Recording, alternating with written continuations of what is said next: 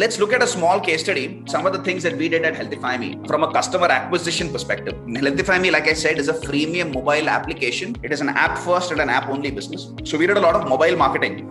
And key elements of a mobile marketing recipe were these. There was obviously Facebook, right? Because of high personal connect. It's about weight loss, very close to the identity of an individual. So that was obviously the number one. And I had a huge culture shock when I first joined HealthifyMe because Facebook is the number one. That's strange. Over time, what happened was Google UAC campaigns also started growing. Let me just spend a few minutes in talking about Google Universal App Campaigns, what these actually are. Now, around 5 years ago, Google launched something called as UAC campaigns, Universal App Campaigns. That essentially became the de facto way for you to start running, app install campaigns via the Google network. And when it was first launched, all advertisers hated this. All digital marketers hated this because they had to give up a lot of control. Because earlier they were used to having a lot of tight control on targeting on the Google network, but in UAC campaigns, you have to give up all control. You have to give Google your Play Store listing, your iTunes apps listing, your creatives, your landing pages, etc. And Google would decide whom to serve the ad, when and where. You could, of course, define your sandbox. You could say that my target market is India or target market is Southeast Asia, for example. But beyond that, you had very limited control. You essentially had to say, in Google Baba, we trust, which is a big problem for a lot of marketers and advertisers. And when we first launched UAC campaigns in HealthifyMe as well, the results were pretty poor. But what we did was we persisted with it. And we did a really good job of instrumenting something called as the Google Pixel, which essentially is a small piece of JavaScript code, which you can embed in your application or your website. And that sends information back into the Google ecosystem. Let me try to simplify that with an example. Let's say Kedar comes in and installs a HealthifyMe app, right? He goes ahead and registers on the HealthifyMe app. Now, Kedar has just completed an upstream lifecycle event as part of his engagement with the application. I send this information back into the Google ecosystem. I send completely anonymized and aggregated information into the Google ecosystem without revealing Kedar's PIIs. Personally identifiable information like name, email ID, phone number, without revealing any of that. I send this information back into the Google ecosystem. Now, Kedar continues to engage with the app, right? He continues to consume content on the app. He picks up a 7-day free trial. He signs up for a 1-hour diet consultation with one of my nutritionists. Now, he has just completed some midstream lifecycle events. I send this information back. Now, Kedar continues to engage and eventually he purchases maybe a 6-month yoga plan on the app. Now, this is a downstream event and a very important event because Kedar has actually purchased something. I send this information back into Google. I've made money from Kedar for the first time. Now, what I tell Google is this. Google, listen, I love Kedar. Go find me more people like Kedar in the digital ecosystem who have the same digital Janam Kundali as Kedar, who have the same kind of digital footprints Kedar has, who have similar kind of interests, who are from the same demographic bracket, who are from the same geographical sector that Kedar is from. Go find me more people. That's what I tell Google. Now, this term artificial intelligence and machine learning is very abused in our industry today. But in this case, Google actually really does have AI-based machine learning algorithms on the basis of which Google tries to find more clones of this Kedar. Now, Google's algorithms accuracy and its ability to find more of these clones will be limited to begin with when it has a small data set to play with.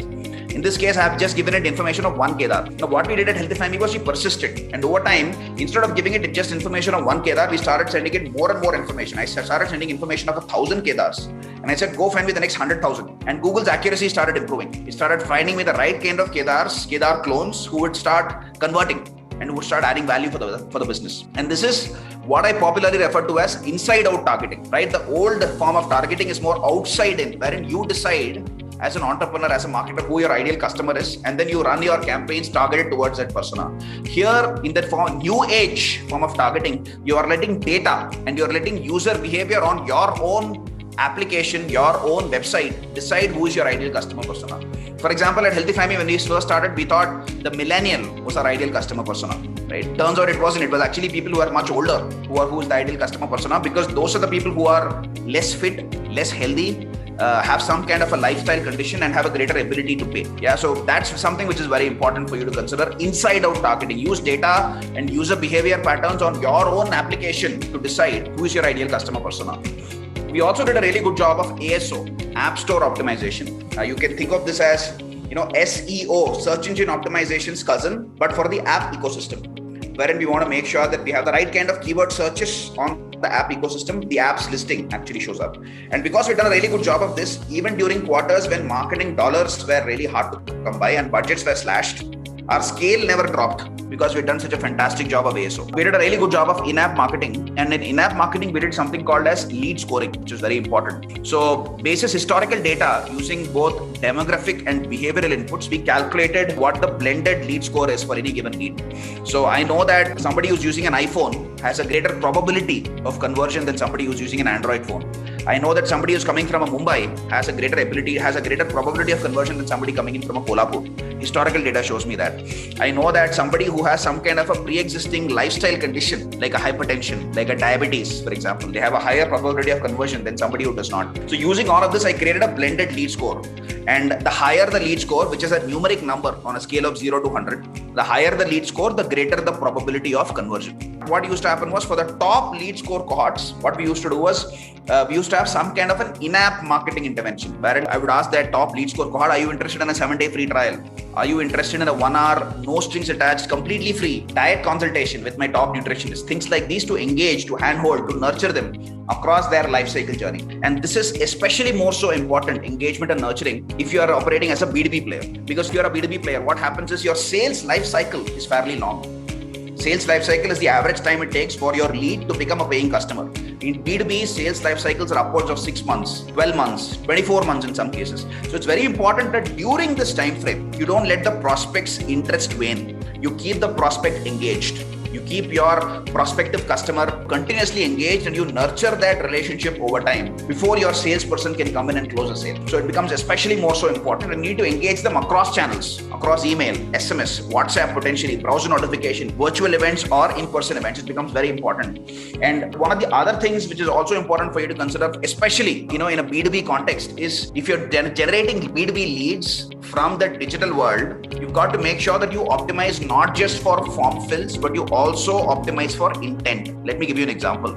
At HealthifyMe, for the B2B business, right, for the corporate wellness side of the business, we used to generate a lot of leads from LinkedIn because, as I said, we were selling primarily to CHROs, directors of HR and above. And in a lot of these leads, the name, email ID and phone number in these LinkedIn lead gen forms, they used to get pre-filled from the LinkedIn profile. So if I'm say Kedar is say the CHRO of say Ashok Leyland and he's on LinkedIn. Now, if he has seen this particular lead form on LinkedIn on his feed from HealthifyMe, for example, and if Kedar were to fill this, his name, email ID and phone number will be pre-filled from his LinkedIn profile already. All Kedar has to do is push the button and say submit. Now, when my salesperson got in touch with Kedar, in a lot of cases, what used to happen was the prospect used to say, you know what, I don't even remember filling this form. I don't know who you are. Because there is very little thought that Kedar has put into actually filling that form. Because the form has been optimized for form fill or conversion, not so much for intent. So we noticed that we were getting a huge quantity of leads, but the quality and the intent was very poor. So one of the things that we did was we said we will artificially inject some friction into the lead generation process. We will include a free form text field which mandatorily needs to be filled. So I will force Kedar to fill in a 50-word free form text which is mandatory, which asks him what is it, Kedar, that you are actually expecting from your corporate wellness program. So this forces Kedar to think. He needs to think for a few seconds and put down a few words, which means that when my salesperson actually gives him the call the next day, Kedar is able to recollect and have a coherent conversation saying, you know what, yeah, Veda, thanks for calling. I was actually interested in this.